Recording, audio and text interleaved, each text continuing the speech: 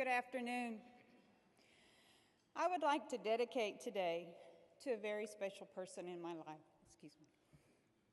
My husband, Carl. He has made me the person I am today.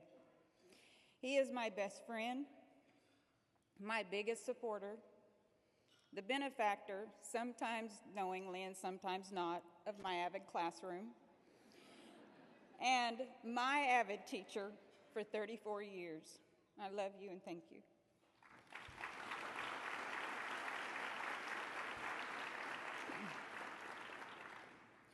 Next, I would like to thank my 3 children, Andy, Alyssa, and Ryan, 2 of them here today, for sharing me with their AVID brothers and sisters.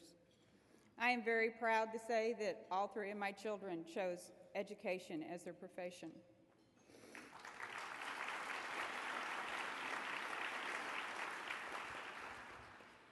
Third, I would like to thank my parents, who never got to witness any of my accomplishments. We may not have had material things, but we always had love. Last, I would like to thank my friend and coworker, Neela Foster, for her constant encouragement and support. Patrick Briggs for a late last night post on Facebook trying to calm my nerves. And all my AVID students who have allowed me to be a part of their lives. Now I want to explain how I managed to be standing here before you today. You know the proverb that says, be careful what you ask for because you just might get it? Well, here I stand, a person who likes to stay out of the limelight because of what I ask my students to do. You see, I made a deal with them that if they would write an essay for the student contest, I would write one for the teacher contest.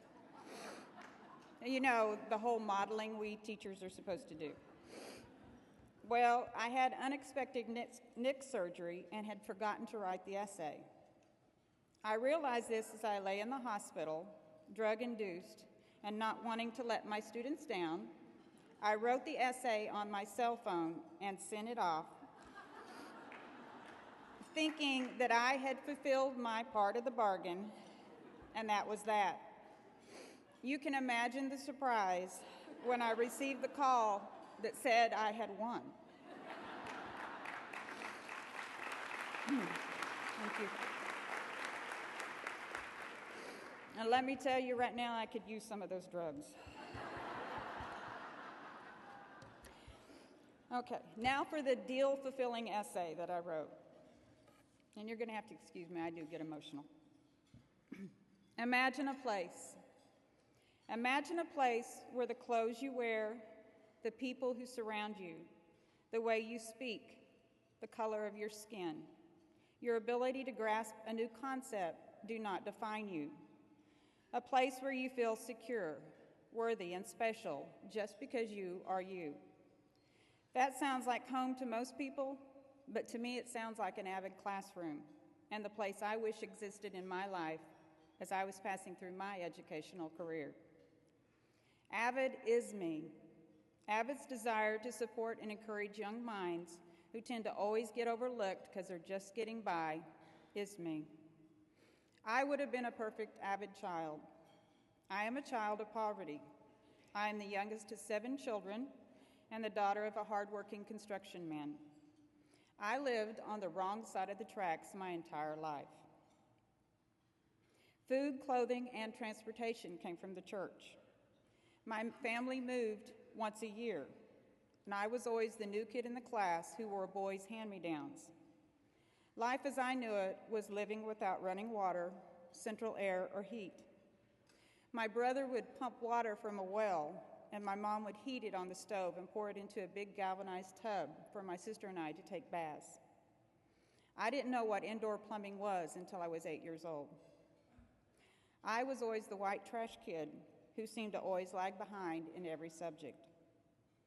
AVID would have filled the void in my life.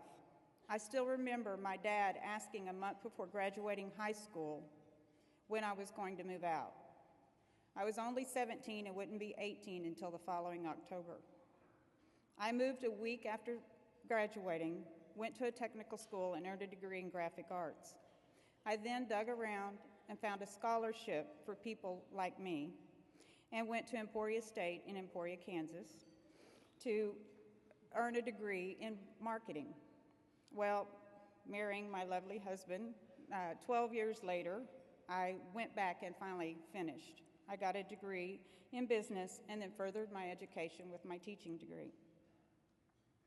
AVID was and is that spark inside of me that says anyone is capable of achieving their dreams if they're willing to work hard enough. I began teaching at the age of 39. When first introduced to AVID, I was skeptical. AVID strategies almost mirrored what I was doing in the classroom, so I add another burden. It took 1 year of evaluating the program before I knew that AVID was my calling. I joined the site team and was hooked. I left that school after 10 years and then moved to North Crowley Ninth. I was disappointed to find they didn't have the program available. I told my principal then that if the district ever adopted the AVID program, I wanted to be the teacher. Lucky me, because about 2 years later, Crowley realized the advantages of the AVID program, and I became the AVID teacher on my campus. AVID is my home. My AVID classroom is a safe haven. At the last Summer Institute, I enrolled in the culturally relevant strand. One activity was a privilege walk. I shocked my fellow classmates by being one of two who was left behind. You see, other people made assumptions about me because of the fact that I'm a middle-aged, educated white female. They assumed I was a person of opportunity. They assumed that I was encouraged to go to college, had food on my table every night, and a roof over my head growing up. I took the privilege walk back to the classroom and changed the questions to meet my students. They sat in sheer disbelief as their fellow students shared their stories and their life experiences that made them step forward or move back. That was the most tiring and invigorating day I've ever spent in a classroom. We all became a family that day. We learned that you cannot determine the true makeup of a person by the way they dress, the friends they keep, the grades they make, their religious belief, or by the color of their skin. A truly deep-rooted education does not come from a textbook. It comes from feeling like you belong. AVID is the puzzle, the piece of the puzzle in the middle, the one with the varied angles, that makes me whole. Without AVID and the encouragement we give to each other, students, site team members, administrators, and students, my puzzle would forever be sitting there unfinished. Thank you.